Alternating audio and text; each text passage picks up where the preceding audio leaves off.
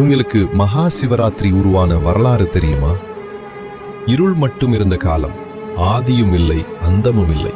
அந்த பிரபஞ்சத்தையே ஆட்சி செய்த இரு சக்திகள், பிரம்மா விஷ்ணு. நான் தான் படைத்தவன், எல்லாவற்றுக்கும் ஆரம்பம் நான் என்று அகந்தையுடன் எழுந்தார் பிரம்மா. படைத்ததாலே பெருமை கிடையாது பிரம்மா, பாதுகாத்து காப்பவன் நான், பெரியவன் நான் விஷ்ணு. வாதம், அகந்தை, அகங்காரம், பிரபஞ்சமே அதிர்ந்தது. அந்த நொடியில் அவர்கள் முன் தோன்றியது ஆனந்த ஜோதி ஸ்தம்பம், முடிவே தெரியாத தீ ஒளி தூண். அந்த ஜோதியிலிருந்து ஓர் குரல், ஆதி அந்தம் யார் கண்டுபிடிக்கிறார்களோ அவரே பெரியவர். விஷ்ணு வராக அவதாரம் எடுத்து அடியை தேடி பாதாளம் நோக்கி பாய்ந்தார். எவ்வளவு ஆழம் சென்றாலும் இந்த ஜோதிக்கு அடியே இல்லை என்று உணர்ந்தார் விஷ்ணு. பிரம்மா அன்னமாகி விண்ணை தாண்டி பறந்தார், நட்சத்திரங்கள் கடந்து. ஆனால் மேலையும் இல்லை. அந்த நொடி ஜோதி வெடித்தது, ஒளி மட்டும். அந்த ஒளியிலிருந்து வெளிப்பட்டார் ஆதி அந்தமில்லாதவன், பரம்பொருள் சிவன். இந்த ஜோதி லிங்கம் தோன்றிய இரவு மனித குலம் சிவனை உணர்ந்த இரவு, தெய்வீக இரவே மகா சிவராத்திரி. ஓம் நம சிவாய, ஓம் நம சிவாய, ஓம் நம சிவாய.